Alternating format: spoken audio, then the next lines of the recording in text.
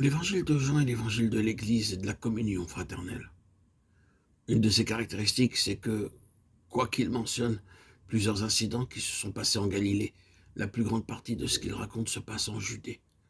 C'est le contraire pour les trois autres évangiles.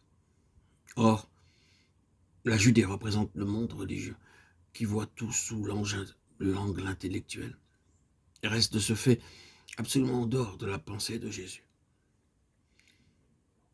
Ce que Jean fait donc ressortir, c'est le vrai témoignage par opposition à celui qui n'en a que le nom. Le monde religieux de la Judée prétendait être le dépositaire du témoignage de Dieu. Il aurait dû donc pouvoir vivre en bonne harmonie avec Jésus, qui était le témoignage de Dieu en personne. Au lieu de cela, toutes leurs relations sont marquées par une incurable mésentente. C'est dans ce sens-là que l'évangile de Jean est l'évangile de l'Église.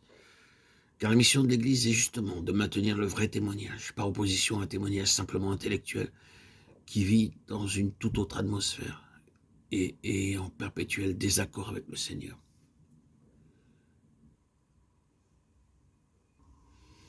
La vie céleste dans l'évangile de Jean est gouvernée par une loi.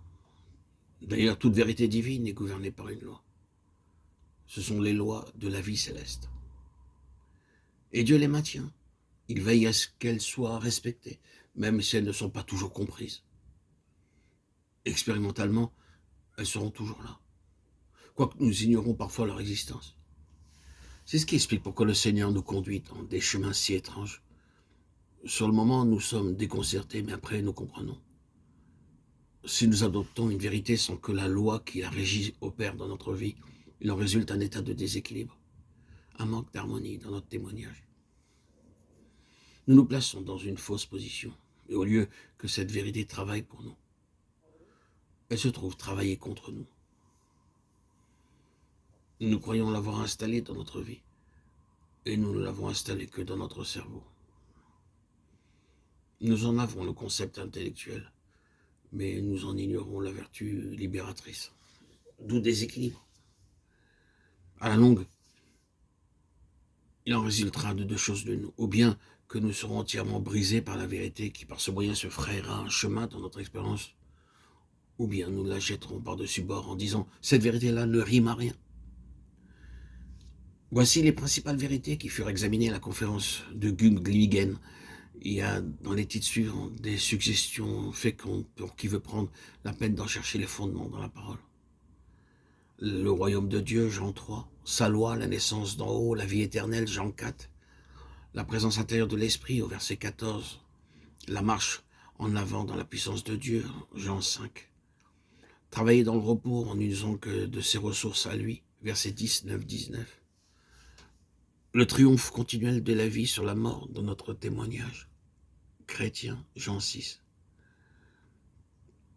se nourrir de Christ, la vision spirituelle, c'est-à-dire la clairvoyance, le discernement dans les choses de Dieu, Jean 9, un seul gouvernement dans notre vie, celui de Christ, l'Église qui est son corps, Jean 11, 12, 13, et la mort et la résurrection dans Jean 12, 1, 2, 9, 11, 17.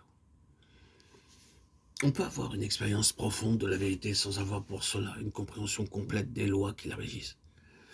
La pureté d'esprit et la droiture de cœur sont parfois pour Dieu des raisons suffisantes pour nous conduire dans l'expérience des choses célestes. Mais ce n'est pas pour que nous en restions là, car si nous en restions là, nous en viendrions à prêcher une expérience au lieu de prêcher la parole de Dieu. Dieu veut que nous ayons une compréhension intelligente de la vérité. C'est ce que l'apôtre entend dans le passage 1 Pierre 3,15. Ce qu'il dit revient en substance à ceci. Soyez prêts à expliquer scripturairement votre expérience. Dans le Nouveau Testament, la doctrine vient toujours après l'histoire.